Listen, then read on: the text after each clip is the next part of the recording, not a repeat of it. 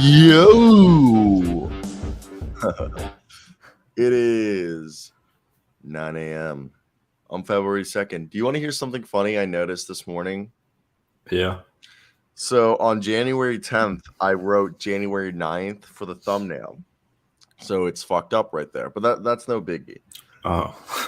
I noticed today that every thumbnail for 2023 still has 2022 in it. Oh, no way. Yes. That's crazy. And I just said, fuck it, I'm not changing them. There's like 40 of them I would have to change the thumbnails and redo all of them.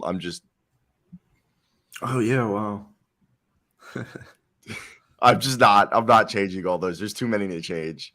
That would always get me in school, you know, you like, oh, when a new year comes back, you get to school like 01, 27, 22. Yeah, I when I was younger, dude, I'd make it to like March and I'd still be writing the last years. It'd be fucking March and I'd still be writing like 2012, you know? Like, Yeah. and I'd get points taken off. Those were the worst teachers who took points off for how you dated your papers. Oh, my goodness. Like, bro. There's some bad teachers out there. Yeah, no, the worst teachers were the ones who acted like their classes in high school were preps for college. And then you go to college, you're like, this is not at all how you taught your class. Like, maybe college in the 1950s, but like, not in the 2010s. I'm just prepping you guys for college. College is like nothing like this. Yeah, exactly. Yeah, college gives us homework every day. In math classes, you don't even have homework every day. Yeah, dude. You don't have any class every day. That's not how it works. Plus, like homework in math, but you don't have it every day. So. Dude, most of my professors are like way too chill. They're just like if we're all dead, they're like, you guys tired too? Or like, yeah, they're like, yesterday was like a long ass. You know what I mean? Like, half my teachers cuss and like, yeah. Once you get into the majors, like people aren't lying. Like once you get into the major classes, it's the teachers in the class vibe is so nice. Oh yeah, it's smaller classes. It's like 20 people max. Sometimes it's like 10 to 20 people. You know what I mean? And you're most of the time you're just like a homie with the teachers. Like half my professors, you don't even call them by their professors like professor name unless they're you just call them by their first name, like Melissa. You know, I had a teacher. I don't do that because it makes me uncomfortable. But yeah, they're always cool with it. I miss my classes because if we had 20 people in advertising, there'd be like 3 dudes, including me. It's so nice. Yeah, so for me, it's like that's how it is in journalism. Like, if most classes are like 15 to 10 people once you get out of, because the first 2 years of the journalism program, you're taking classes with people who are comms majors. So like half your class is like retarded, like they're idiots. I'm a comm major. You're in advertising. That's a communication major. But that's advertising. I mean, like mass comms, strat comm majors. Yeah, I don't even know those. I don't even know those. Those are the easiest majors you can do in college. Comm was that's why I picked advertising because it was, yeah. But like advertising is a better comms because you go into advertising. Yes. Strat comms and mass comms is like you do recruiting or you work for like a company in their like communications department. Sounds like not a bad gig in real life. It's not a bad gig. Yeah. It's just like you're at the very bottom of the totem pole without any place to go up. Oh. Like you because if you have a lot of times people say if you have a bachelor's in comms, you should go get a master's in something else. Oh. Yeah, so you're not just a comms major. Oh. That's why the joke's always like I was a comms major in college and like TV shows and movies. Oh yeah. Because it is. That is such a meme. Yeah, it's like a meme. They're like, I was just a comms major. Yeah. Like, you know how many? Oh, we got Diggs out here on Twitch. That's good. Yeah, what's up, Diggs? I was 2 classes away from a theology minor. I actually remember you telling me that. Yeah. Why didn't you wish do that? I did it. I'm just hungry for learning, man. I have an English minor. That's so cool. That's just literally so cool. It's so stupid. Girls probably love that. Like, that's just so cool. I didn't take any Shakespeare. I avoided Shakespeare, so now. It's a good call. Yeah. I almost switched into a Shakespeare class, but I switched into United States in a global context this semester. Nice. Yeah, I'm a big America guy. Okay, that's enough banter. We just bantered for 5 minutes. We're talking Damian Lillard. Is he an MVP candidate? John Morant, scary. Boston Celtics win in overtime. Not in overtime, my apology. Winning a blowout. The Timberwolves win in overtime. The Jazz, are they going to make the playoffs? And the Hawks are winning. Mm-hmm. So let's start off with Damian Lillard. La, la, la, la. Would you consider Damian Lillard an MVP candidate? Or has he missed too many games? Well, he has missed a lot of games. My issue is they're 25 and 26 and not even in the playoffs, but he is definitely a candidate, in my opinion. This man is on a tear. He's one of the best point guards in the National Basketball Association. And he's on my fantasy basketball team. And I find it so funny because even on his like off nights, yesterday definitely wasn't an off night, but like 2 nights ago, Dame will score like 4 points in the first quarter, and the fantasy chat on Yahoo's like freaking out, like bust, bomb, like trading you. And it's just like, well, no, he's actually about to drop at least 35. So he's keeping them alive right now. Over his last 10 games, he's averaging 38 points, 8.5 assists, 4.5 rebounds, while shooting 52.4% from the field and 40.7% from three. It's just insane. It's mesmerizing. And I was a little bit, just like the picture on the screen, I was not worried, but Dylan Brooks was on him, like what on Rice in the first 4 or 5 minutes of the game last night. I'm thinking, oh man, like I'm going up against the Celtics right now. Like I really need Dame to not get locked up by Dylan Brooks tonight. I shouldn't have panicked. I should have just trusted the system, trusted the process. And yeah, I saw Jeremy Grant went down early. And there was a little bit of concern there that Memphis was going to – John Morant almost had a triple dub at halftime. So it was I'm really glad they pulled off that victory because they need these victories. Yeah, for me, I just think it's I can't speak right now, but it's unreal that Damian Lillard is scoring basically 40 points a night with 52% from the field. Like the other day, I don't know if you know this, that 60-point game, he was the most efficient 60-point game in NBA history. Yeah, we should have talked about that a little bit more because that was it happened crazy. On the weekend. That's why I think it was Friday night it happened. I think it was like Thursday. Was it? Watching Portland games can be difficult sometimes for me because it's on at 10 o'clock at night.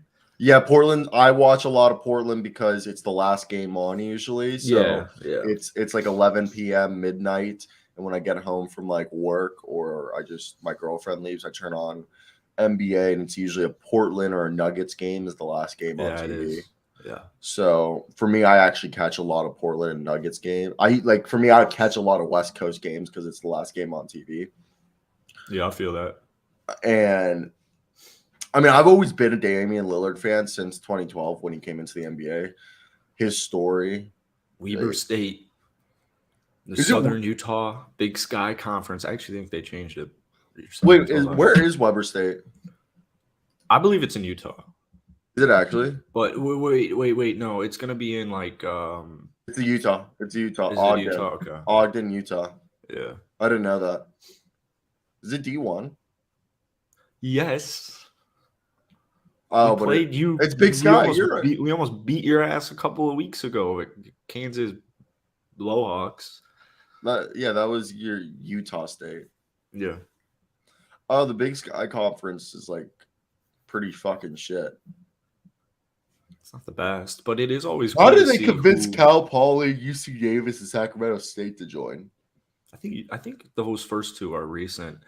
It's always kind of cool to see who gets into the March Madness, though, because sometimes they pull off the upset. Oh, they're affiliate members. Okay. UC Davis and Cal Poly. Yeah. There's some talent there, though. Like they always have some D1 players, whether it's football or basketball. But with Damian Lillard, do you think this is a team that they're like for me, if I was not the Hawks, but I mean, John Collins is what I was going to say. But if I was Trailblazers, Joseph Nurkic and Josh Hart are supposedly available. I don't think the money works, but if you can move around, if you can try to convince Bogdan and John Collins to be for like Josip Nurkic and Josh Hart, that's not realistic. What I was That really doesn't interest me. Yeah. What I was gonna say, the real thing is if OG Anunoby's That's available, what I was gonna say. John Collins can keep his 9 points he had, his whopping 9 points he had last night. would you package Hart and Nurkic for? You don't need to. I don't think they're gonna need to. I don't think Nurkic is gonna trade because he's not on a horrible contract and he is They want to move on. It's reliable. Why? No, When did that happen? he's a liability this year on defense, like pretty bad on defense. Their whole team's kind of a liability on defense. I know, saw a and- trade where it was They want a defensive big man. it was Josh Hart. Go get Nerlens and have both. I saw Josh Hart, Keon Johnson, 2 firsts and a second for OG Anunoby. It might have been 3 firsts, but I believe it was 2 firsts. I would do Keon Johnson 3 first and Josh Hart for OG Anunoby. Yeah. Imagine that lineup of Simons, Lillard, OG, Jeremy Grant. Like Jeremy Grant and OG would just like literally be the 2 best perimeter defending duo in the league. Yeah, I really like the idea of OG. It's just also Rashawn Holmes is supposedly not getting bought out anymore. A rumor came out saying what you said, the contract, that he's a candidate for next year to be bought out, not this year. I get that you can, throw on who was the forget who the example was, but it was it wasn't Wesley Johnson. It was somebody that name I haven't heard of in a while. Kyle Singler. Yeah, Kyle Singler. Isn't he from Duke? Yeah, I think he was. And there's still my boy. And Kyle Singler got paid for what because when you waive a multi-year contract, it's called stretching. And they stretched Kyle Singler's contract. Kyle Singler, I don't think he's played since it's been a while. It's been a while. I mean, basically that contract let him retire. Oh, wait, no. He actually, after the Thunder in 2018, he went and played in Spain. Oh, okay. I mean, good for him. But basically, they had originally signed him to a 4-year, $19 million deal. And so basically in 2018, they cut him. To this season, they have been paying him $999,200 a year. In 2018, he got basically $1 million. In 2019, he got $1 million. In 2020, he got $1 million. In 2021, he got $1 million. In 2022, he got $1 million. And I believe they still have to pay him how much longer? To be honest with you, that works for me. I don't know if it does for you. Oh, that would be beautiful. I think this is the last year they're paying him. Okay. Yeah, I think this is the last year they pay him. But an interesting team for this Blazers, real quick, could be because it's going to be weird trading away Nurkic when they need center help. A team could be the Charlotte Hornets. You never know. I mean, Mason Plumlee and Kelly Oubre for Josip Nurkic and Josh Hart. I don't know. I have a bias towards Josip Nurkic and Josh Hart. I do want to pivot right here and talk about a guy that should we be scared that this team isn't ready? And they're the Memphis Grizzlies. A month ago, the Grizzlies were like, oh, you saw that John Morant, after it was before or after or in the middle of the 11-game win streak. And John Morant was like, I ain't scared of anyone except the Boston Celtics. When they asked him, like, oh, anybody in the West? Nah, we good in the West, he said. And it kind of feels like the Grizzlies past week or two have slightly slipped. Oh, they have. And it's been bad. Why is that? Well, the Steven Adams injury doesn't help. I think they have this nice – I like that the Memphis Grizzlies are in the league, but I have a couple of teams that Josh should be afraid of, and it's the Lakers, Phoenix, Sacramento, Golden State, Minnesota, and Portland because now they've lost 6 of their last 7. Yeah, So they're yeah, John Morant, they've only won 4 games in their last 10 games. Ja's a great basketball player. Yeah, because they had that win streak right before. 6 of 7's a more desperate number. They have all these nice pieces. I like John Contra, I like Cyro Williams, but I do think that they should make a move. They have kind of a weird log jam as far as, yeah, these are nice basketball players. David Roddy, Jake LaRavia, like these are good basketball players, but if they want to make a big time move, I think they should make a big time move because Triple J's 6 blocks last night. He's unbelievable. You have the best backup point guard in basketball. Like you have Dylan Brooks as a possible trade chip. I think OG Anunoby is a team that if he were to go to Memphis, I would not be all that pleased because I think that really, really, really helps them. So I agree that the Steven Adams, people don't realize Steven Adams, he's kind of like, not only is he the biggest guy on their team, he's the best offensive rebounder in the league. And this team, I believe, shoots like one of the most 3-pointers in the league, but like not at the best clip.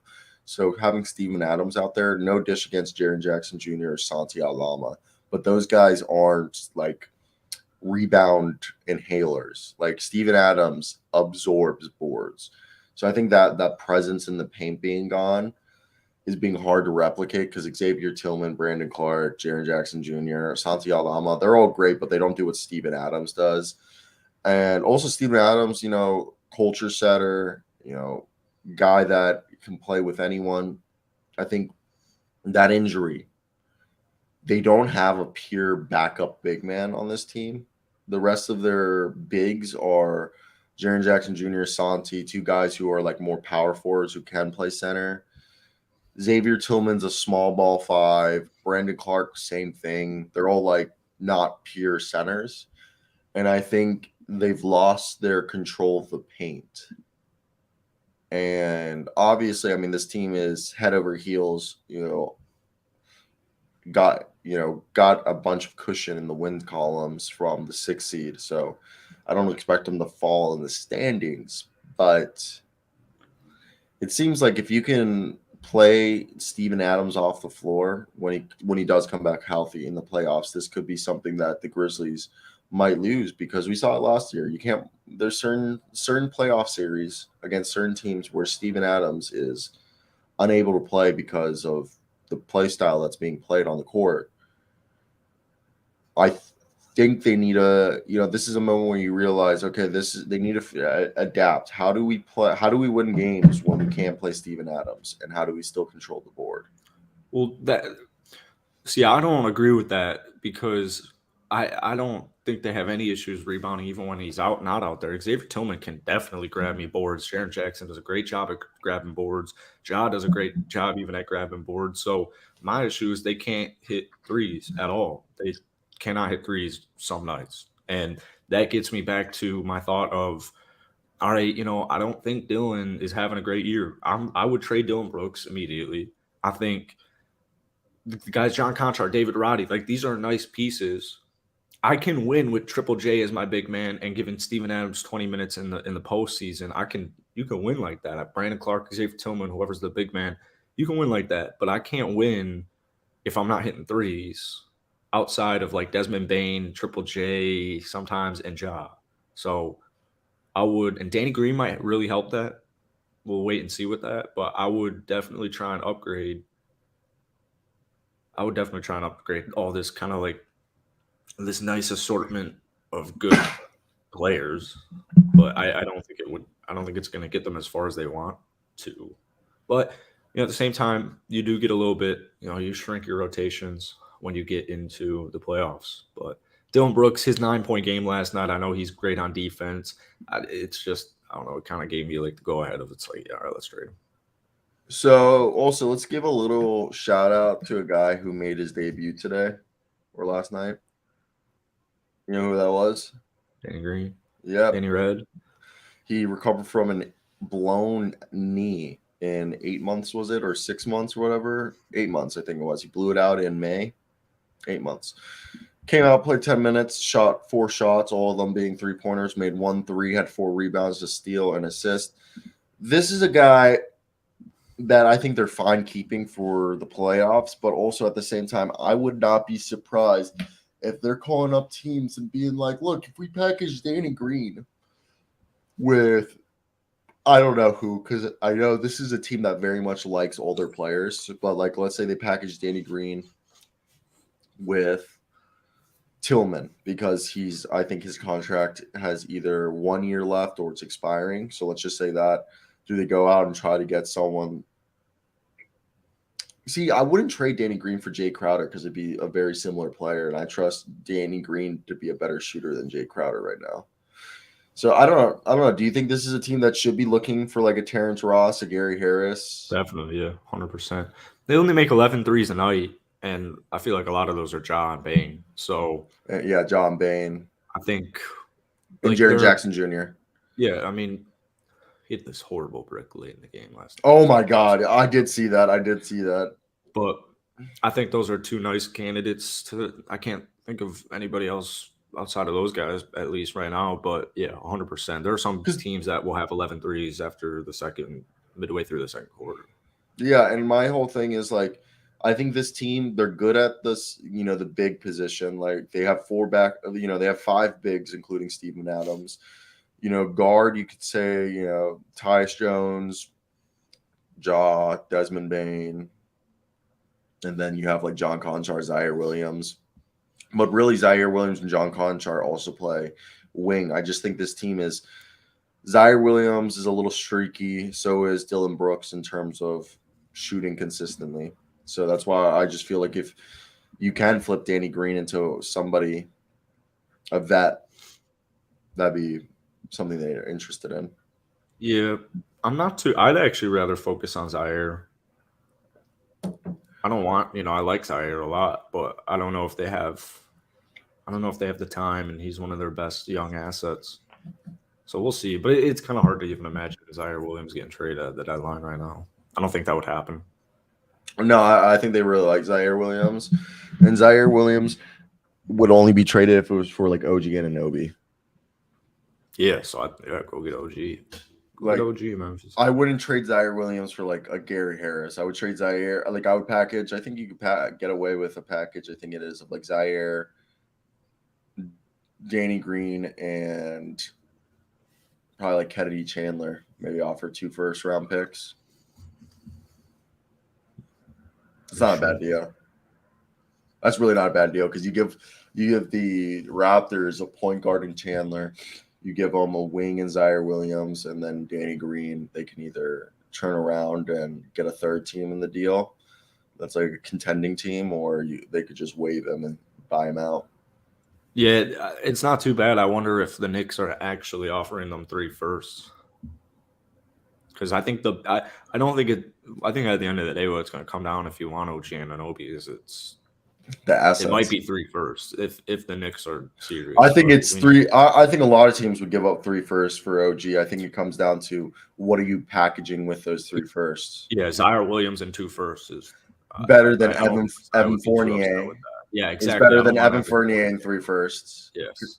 Because I think the offers that they could make is either Evan Fournier is like a perfect match with the salary and 3 firsts, or you can do 3 firsts and like Cam Reddish, Obi Toppin, and like Reddish, man. You know what I mean? Or like Cam Reddish and Derrick Rose and 3 firsts. Like I think Zaire Williams and Danny Green is a better package than anything the Knicks can offer. Because the young guys they can offer aren't the young guys you'd be interested in. But let's move on over to we're going to talk about the Boston Celtics. What do you think about that game?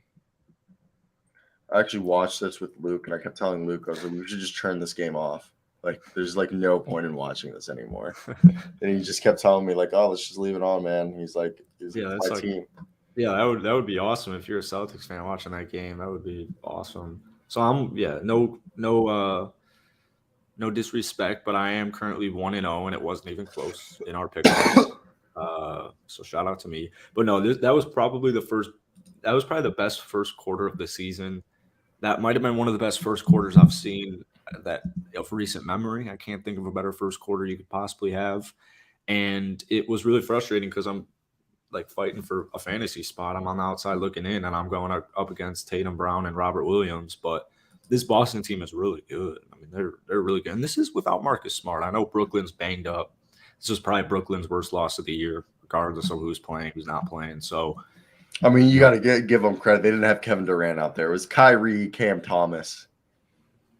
yeah, I mean, that's fine, but no excuses. It was embarrassing. This was an embarrassing loss. I guess there's no excuses for how embarrassing. I think there is an excuse for the loss.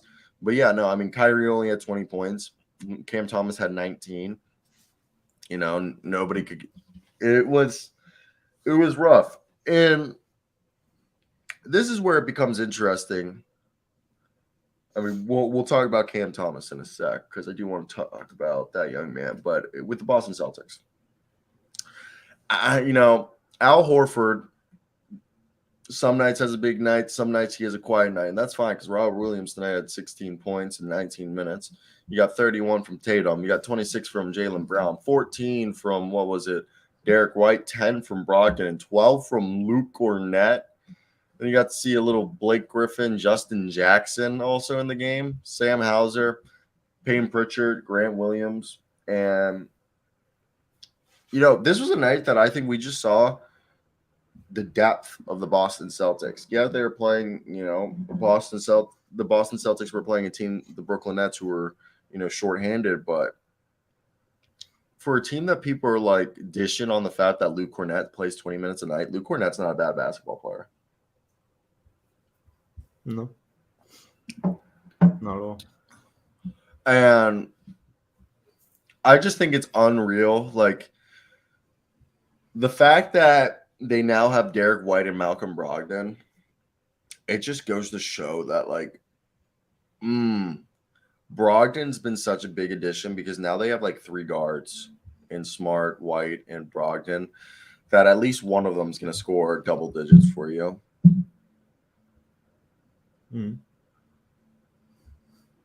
So, yeah, I think it's Al Horford is interesting because I was saying Al Horford last year is not going to have the same last year as he is this year. He'll have his nights, and he definitely has his nights. So I think I do think the Boston Celtics make a trade. I think Brad Stevens is a genius, and I know he sees the same thing. So, you know who I think is the perfect fit for this team? Mr. Kelly O. I think Kelly O is a phenomenal asset for this Boston Celtics team. I don't know exactly what it's going to take to get him. I'm going to imagine because of his bigger contract, actually middle tier contract, I don't think it would be difficult to acquire him at all. So there's a problem with any speculation, and this could be a great clip. This is why the Boston Celtics will not make a trade at the deadline. They are a buyout team.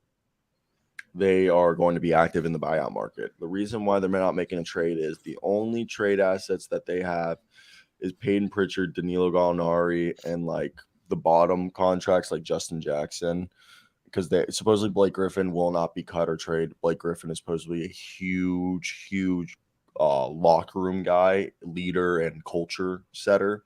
So they want Blake Griffin there because he is beloved by the city, beloved by the locker room and the organization. But basically, Justin Jackson, they're very hesitant about paying Pritchard. But Justin Jackson and Danilo Gallinari, similar to how Ricky Rubio was used last year to be traded for Karis LeVert. But the problem is Danilo Gallinari has came out instead, and I made a video on this, that he plans on playing in the playoffs. He is currently running and shooting, and he said he will play in the playoffs. He is going to be in the playoffs. And right now, I think it is, he got hurt at the beginning of September, so 3 months. 4 months is January. 4 months from there is May. So, yeah, 8 months, which is the same recovery timetable as Danny Green. 8 months would be May for Danilo Gallinari. And the reason why Gallinari will not be traded is it would be such a bad look for the Boston Celtics franchise that you signed Danilo Gallinari, who is a lifelong Boston Celtics fan. I don't know if you remember the pictures that emerged of him being like 17 years old in like a full Boston Celtics jumpsuit. And he is beloved by the city.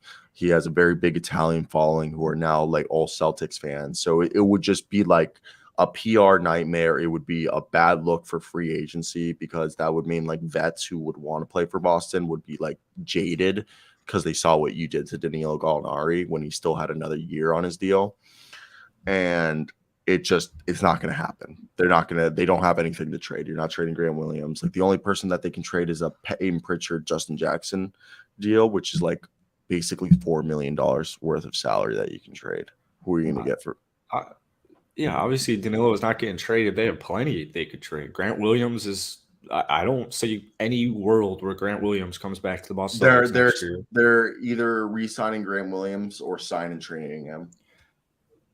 All right, that's fine. Blake Griffin, $3 million. Payton Pritchard, $6 million. Justin Jackson, $2 They're million. not trading. Luke Cornett, $2.5 million. They're not trading Blake. $2 million.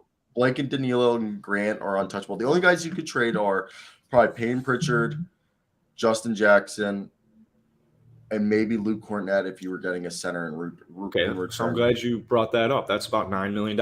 Who has a cap of $9 million? Mason Plumlee. Mason Plumlee, Jakob Poeltl, Naz Reid's like $2 million. There's plenty of trades they can make. They have a trade exemption for like $5.9 million. You know what? This team can do. There's two deals out there that I could see him doing. Payton Pritchard and Justin Jackson for Bones Highland. But no, they don't need another guard. They don't need another guard. They don't need another guard. Like, why would you trade Payton Pritchard for another guy? You're right. I think they'll target big man. I think Naz Reid what is a really interesting guy. Zeke Nanji and Bones Highland for Payton Pritchard, Justin Jackson, and Luke Cornett in a protected first. Nah.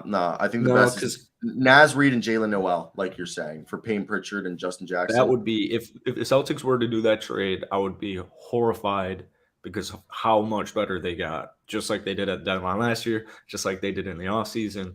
This team just keeps getting better. And because Jalen Noel would replace Payton Pritchard and Naz Reid would be their backup center. Right? Yeah, I think Naz Reid, I don't know why people aren't talking about it, especially with this contract. I guess it's because of it's expiring. But yeah, it's expiring. I think he's one of the more valuable assets available at the deadline right now. I really do. Oh, he's everything we thought Montrezl Harrell was going to become. Like, he might not. Harrell kind of was that. Well, I think he's not as gifted as a interior scorer as Montrezl Harrell because I think we need to give Montrezl Harrell credit as an interior. People don't realize he was averaging almost 20 points a game as just a paint scorer. Give him credit. But Naz Reid is a way better three-point shooter than Montrezl Harrell. I think he's the same level as rebounder as Montrezl Harrell because Montrezl Harrell's a decent rebounder for his size. Same thing with Naz Reid. But Naz Reid is a better defender than Montrezl Harrell has ever been. And Naz Reid is a better three-point shooter than – he's basically Montrezl Harrell with defense and a three-point shot. Yeah. Am I right? That's like – they're both like 6'8", 6'9", undersized centers who are more athletic. They're, decent rebounders for being undersized, but Naz Reid's the better defender. So I think the whole thing is probably the Timberwolves are like, yeah, we'll trade you Naz Reid. Just send us a protected first back or like 4 second-round picks. And everyone's like, but he's going to only be a half-season rental. I'm like, well, you could talk to his agent and maybe figure out a verbal agreement, Yeah, who else is kind of interesting is PJ Washington, but I don't think he's going to get traded. I'm looking at Chris Boucher's contract. Paid Watson for the paid Watson for the Nuggets. You're talking what? Payne Watson on the Nuggets. PJ Washington. Oh, PJ Washington. Yeah. Sorry. My apology. Yeah, PJ Washington. I think they actually are planning on re-signing him. They actually really like PJ. Yeah. I think they view PJ Washington as a modern power forward because he had a career year this season. Unless worst case sign and trade. Yeah, worst case sign and trade or bring him back on a 1-year deal. Yeah, I mean, he's doing phenomenal. 15 points, 44% from the field, almost 36 from 3, 5 rebounds, 2.5 assists, 1 block, 1 steal a night, basically. He's like he's 6'8" with like a 7-foot wingspan or whatever. He's like the perfect modern day power forward you want next to like if you want to go like for LaMelo. But let's pivot. We just talked Boston, all that. Olynyk gets bought out. I know exactly where he's going, and that is horrifying to me. Golden State? No, Boston. Yeah, I could see that. I also could see him going to Golden State because Golden State would be. Well, the reason why I say Golden State is because the fact that Golden State for Kelly Oubre, out of all the teams I'm thinking right now, I think Golden State could literally call up Kelly and be like, hey, we know all these contending teams are offering you a role, but you'd be the 8th guy or 9th guy on those teams. If you come sign with us, you would be the 7th man, co-6th man. When Jordan Poole's in the starting lineup, you're 6th man. When Jordan Poole's coming off the bench, you're the 7th man.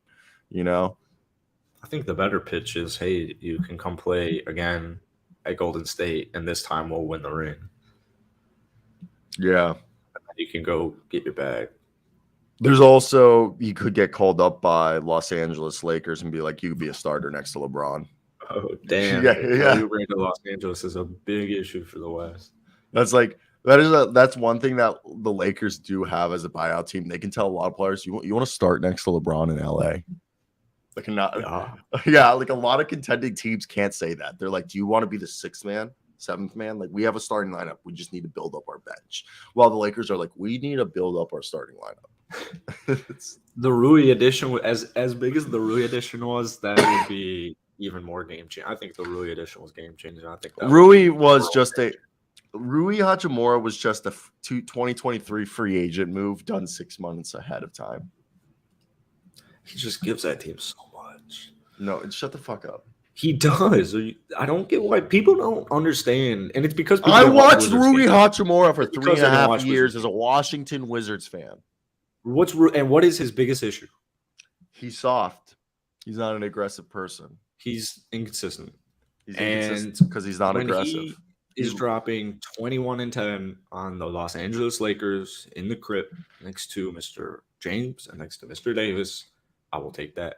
And regardless of what he does, if he can give me 13 points a game like his career average, I'll take that size. I'll take that length. What up, Joshua George? What up, Chris Simmons? Thanks, everyone, for watching. If you guys are enjoying today's show, hit that like button to support the show. Like and subscribe for daily content. We're here Monday through Friday, 9 to 10 a.m. Eastern time, talking NBA. Be a friend and tell a friend. But Timberwolves, Anthony Edwards is a dog. I also want to say, I'm not one of those people who says Anthony Edwards hasn't taken a jump. I think Anthony Edwards has gotten better. It's just this year has been a bit confusing. And this is a team that we're actually not bad. We're the 6th seed. We're actually ahead of the Warriors. We're actually tied with the Mavericks. We're a game behind the Clippers, 3 games behind the Kings, and 5 games behind the Grizzlies. We've been 6-4 in our last 10 games, and we're actually a team that like people aren't giving, I think, credit towards. What are your thoughts about the Timberwolves? I think we're kind of showing we're a decent team, and also give Chris Finch the respect that he deserves. And Anthony Edwards has become a 25-point scorer. Basically improved in every stat. Yeah, I don't really get he didn't take a leap. This man, as Chris says, he's 21. So he's 21. I don't care if this is his 3rd year in the league. He's improved every year. He's 21 years old. This man just recently was able to drink. So, well, what can I say what I was saying about Anthony Edwards when I said the jump, I think maybe this is because I'm a Timberwolves fan, and I was expecting Anthony Edwards to go supernova, 30-point score, MVP candidates. Like, maybe I just got super caught up in the hype. Like, don't get me wrong. Anthony Edwards has progressed. He's become a better basketball player. I expect this MVP jump next year now. And the only reason I didn't think the MVP jump happened was the start of the season. There was a lot of discombobulation, and there was an adjustment period to the new team, the new players, the new chemistry. Do you agree with that? The way I was saying, huh? Yeah. There was an adjustment period, which I think why Anthony Edwards. Oh, Chris Simmons coming out here. This is crazy. Anthony Edwards is top 10 in defensive win shares, and he's the only guard in the top 10, which means he's the best defensive guard in the league. That's a pretty crazy stat.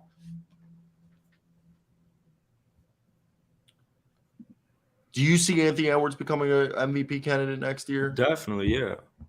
I don't. Its points are weird because Anthony Edwards on this list looks like he is, as far as 21-year-old players to average what he's averaging, it looks like he's around 8th or 9th in the NBA. I think people are so caught up in guys like here are the people in front of him: LeBron, KD, Trae Young, Luka Doncic, MJ, McGrady, O'Neal, Robertson, Carmelo, like Devin So Booker. he's in Like, good company. these He's are in good Hall of Famers. Yeah, he's in good company. He's putting up Hall of So Fame stats.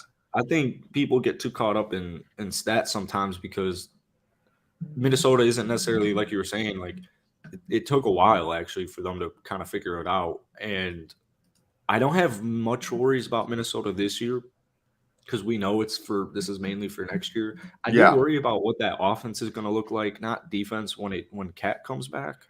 Not too worried. They got some time to figure it out. Regardless, I see Minnesota as like right at 50 wins. Maybe there'll be a few above if they get really hot. Maybe there'll be a few below. Yeah, I think we all expected this team to be a 50-win team in the regular season, which I think they're on pace right now to be a 50-win team, which is quite possible. They just need to go on a win streak.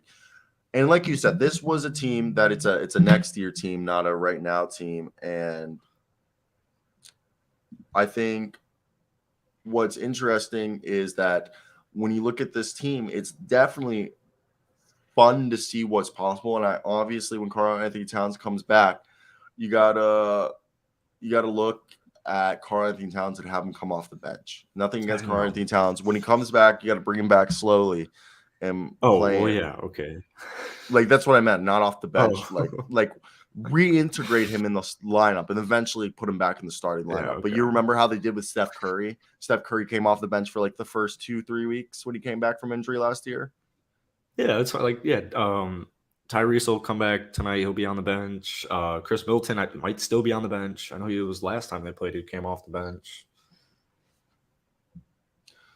Yeah, no, I just think win against Golden State last night without Rudy Croissant, without Rudy Baguette. That sounds mean. I love Rudy. I love Goofy Gobert. Rudy Croissant, Rudy Baguette.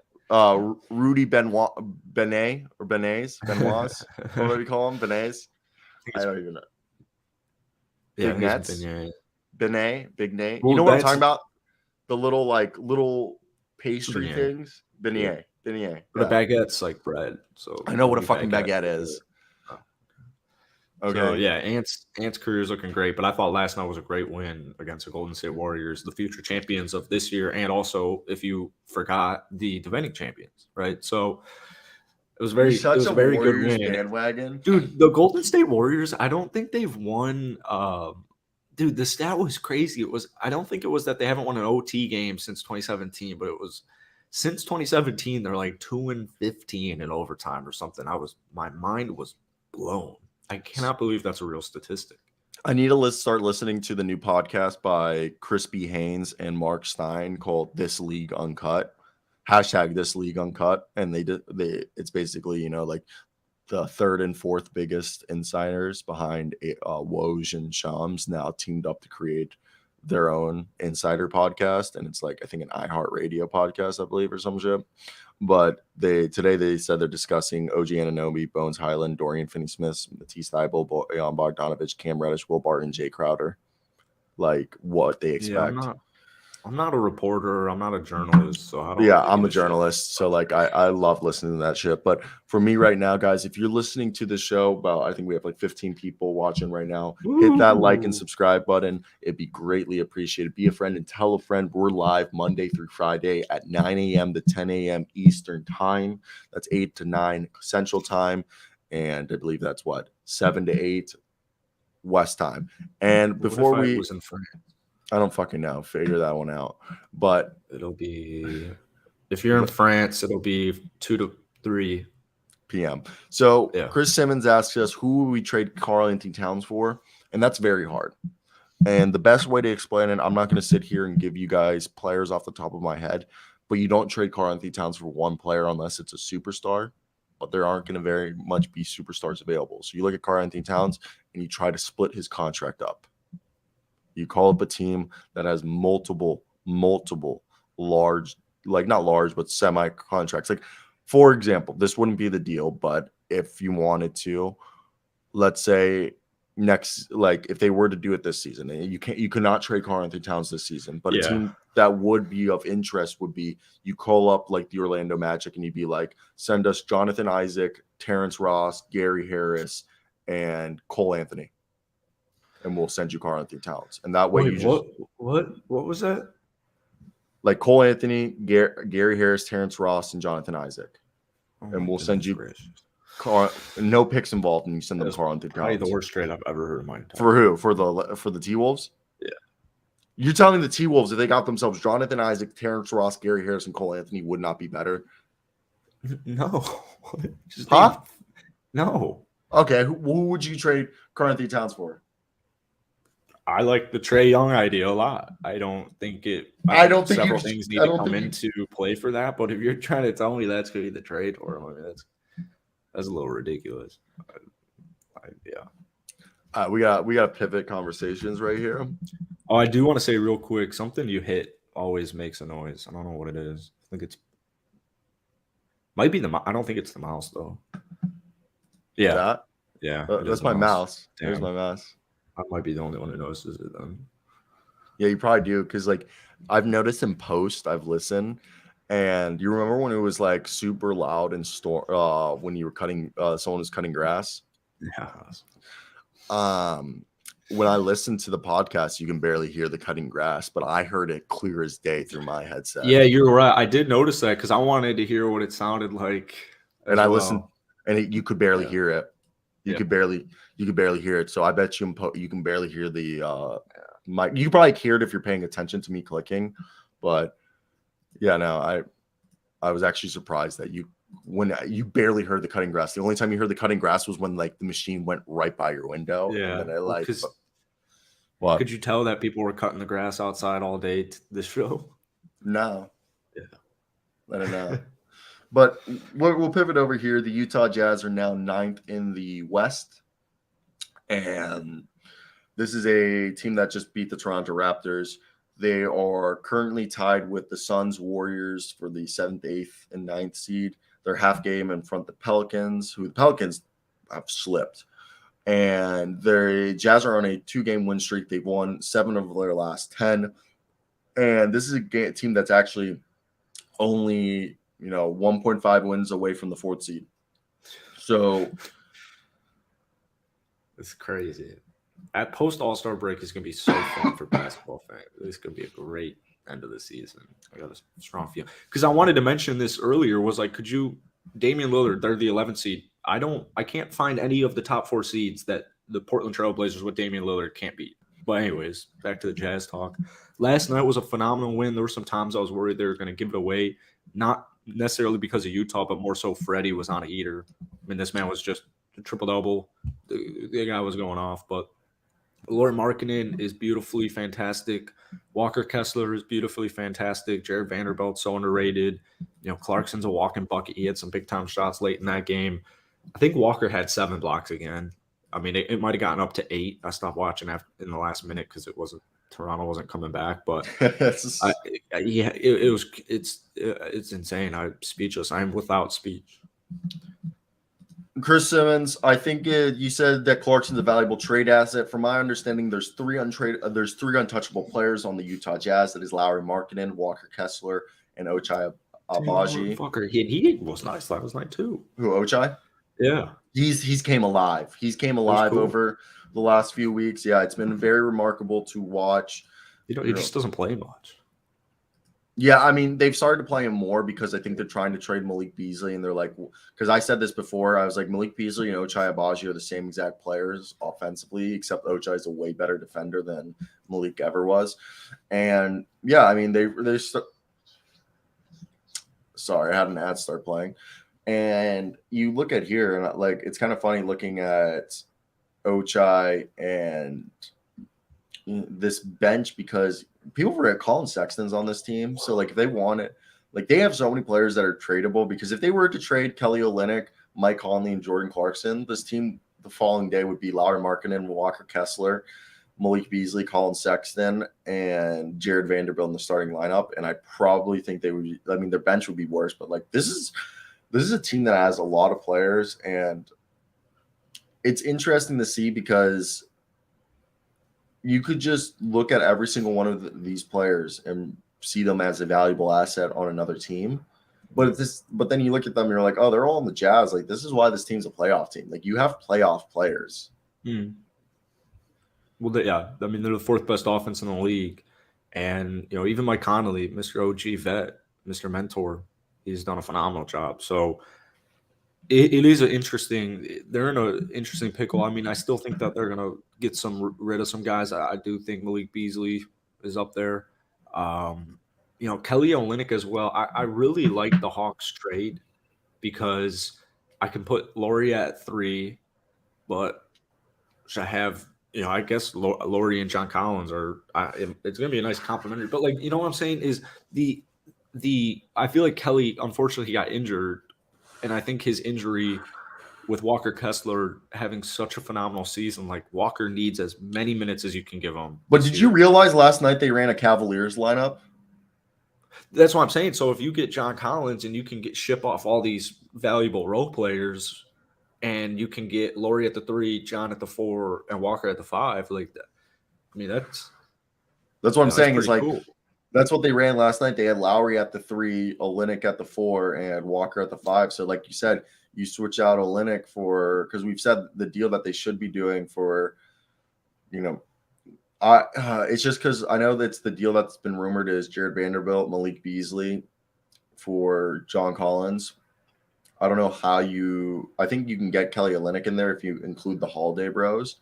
Don't know if they want to do that, but like you said, I'd like this size because they literally copied the Cavaliers tonight. Lowry at the 3, Olynyk at the 4, Walker at the 5, and then they ran 2 tiny guards with Mike Conley, who's 6'1", and Jordan Clarkson, who's 6'3". I mean, they can do that all they want. Kelly he only played 20 last night, played 15 the night before. I think but Jared Vanderbilt was the one rotating. You know what I mean? I just thought the Cavs can play not the Cavs, so the Jazz can copy the Cavs, but then the Jazz can go out and play a completely different style.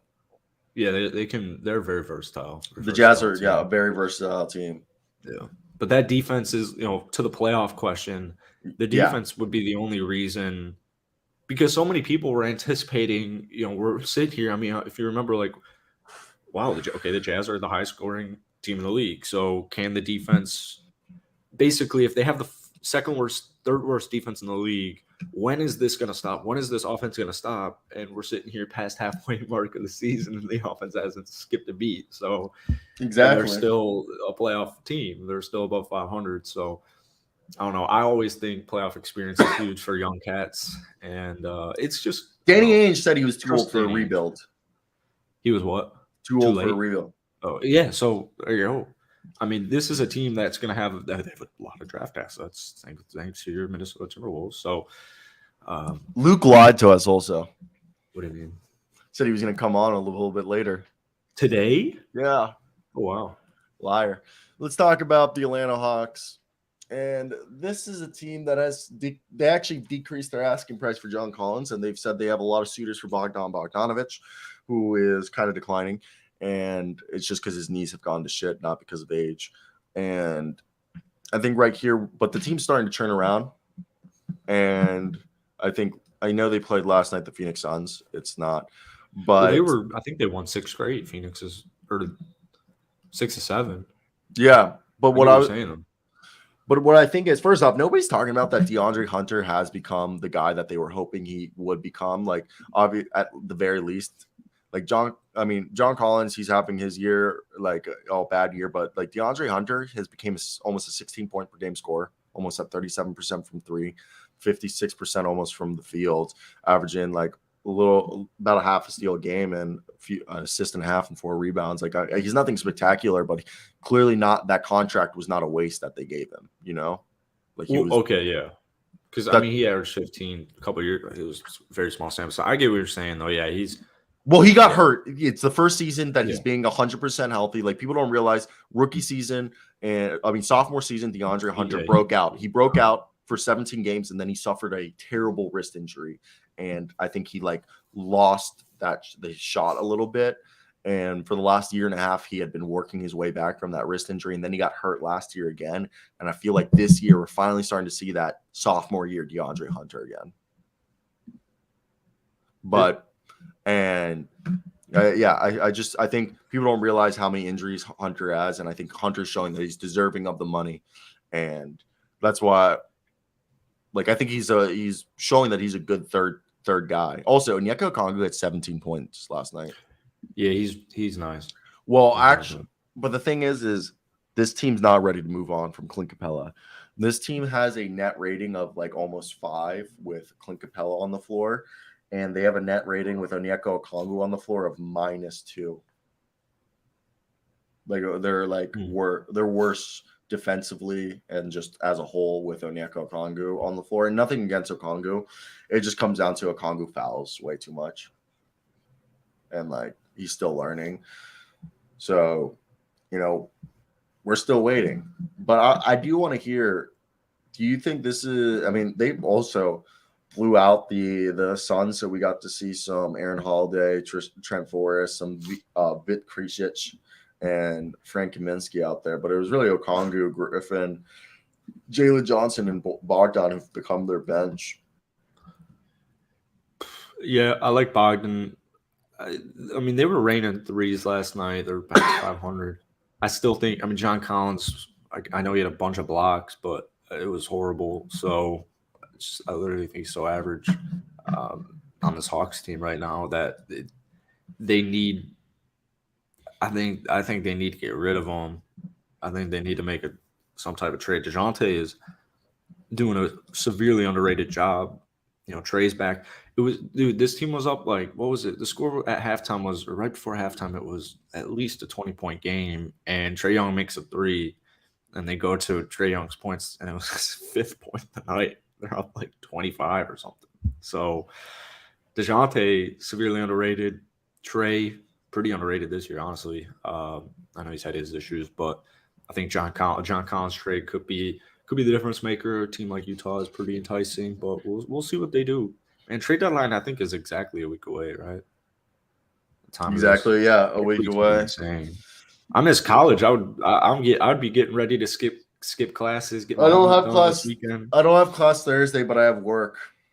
Oh yeah, I got the C word. Can't come in. Don't go on YouTube. I know. But those were so stressful. Trade deadline day was so stressful. I'm glad I'm not a capital J, because I don't know how like you, Shams, Woj, they're. I want to be the first. Well, I'm probably gonna have a bunch of thumbnails ready, and I'm gonna be making videos in my car. Nice. And uploading while I'm driving, like covering. But no, I think also everyone, if you're watching, again, 15 people, thank you for watching. Like, comment, and subscribe. If you do enjoy, be a friend and tell a friend. We are live Monday through Friday, and we do clips. We're live 9 a.m. to 10 a.m. Eastern time. But let's queue up a game we play. If you guys want, do 2 games now. Oh yeah, queue that up. Queue up, and then we'll do. So we play 2 games. The second game we play is a game called Pick'em, basically, where we pick a game from tonight and we choose. I'm actually I'm the winner of last night's game. What? Yeah. I picked the Celtics. You picked the Nets. You picked the Nets. Oh my God. You won. Yeah, I won, and it wasn't even close. Okay. You won. So here we're doing Pirtle right now, guys. Right. So Pirtle's the first game we close the show out, and next is our Pick'em. Okay, so who is this? Is that John Collins? Oh, let's go.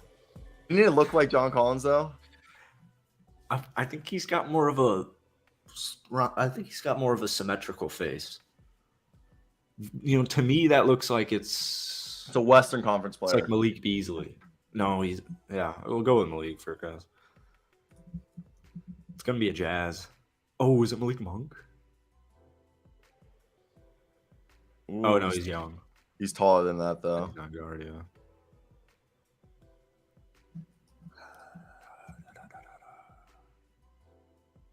He's 6'8".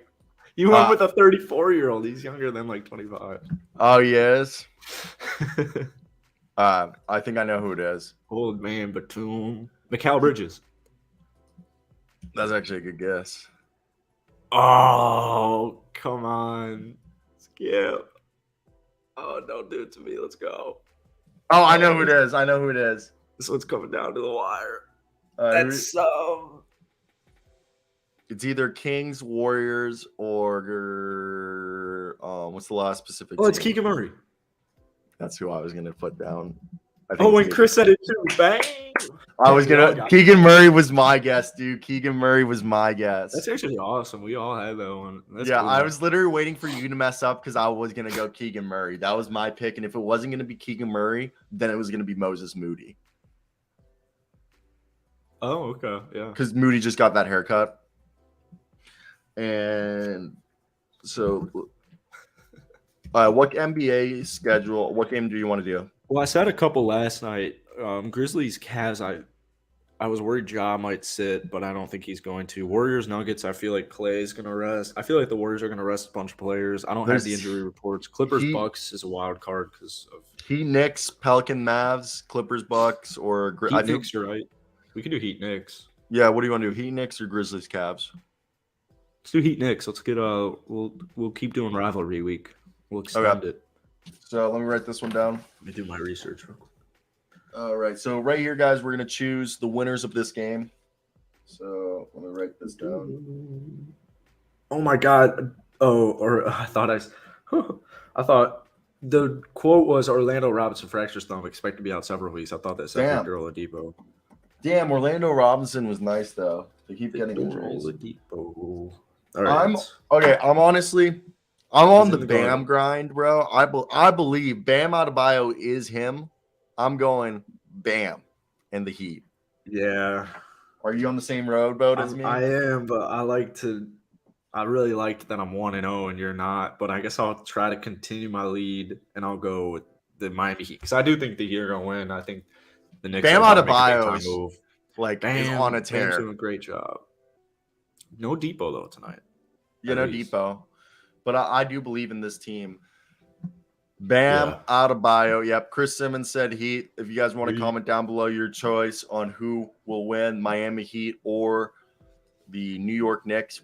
We both chose the Heat. I wrote it down on this piece of paper, which will now go in this drawer. And I'm also going to be doing my own piece of paper because Cyro thought he was 1-0. But that's why we wrote it down. We wrote it down, and I put it in the drawer. I don't know. I have to dull it down. The viewers will keep us in check here. All right. But that's going to be today's show, guys. We do enjoy the fact that you guys were here today to enjoy it with us. So, shout out Chris Simmons for coming on. Shout out as well as our boy Joshua George. We also Justin the Main. Diggs by the way 7 from Twitch. We love all our Twitch viewers. Justin the Man. I have Twitch still. I gotta follow us on Twitch. Follow us on Twitch. I don't even think we have one follower on Twitch. That's why whenever we get a Twitch, it's been a while since the last Twitch chat. Yeah, but that's where we're gonna leave it today, guys. Any closing arguments from Jackson? LeBron James. My dog literally just jumped off the bed and just asked me to go on a walk. Now our Twitch is two followers. Oh, let's go. So that's it from us. If you guys did stick to the end, be a friend and tell a friend. And if you didn't like it, just forgot this ever happened. Like, comment, and subscribe. Thank you. We had 15 viewers almost for the entirety of the show. That is greatly appreciated. We'll be back here tomorrow, February 3rd on Friday. Have a good game, guys. Wow. That was a fast week. All right. Yeah. See you tomorrow. See you tomorrow.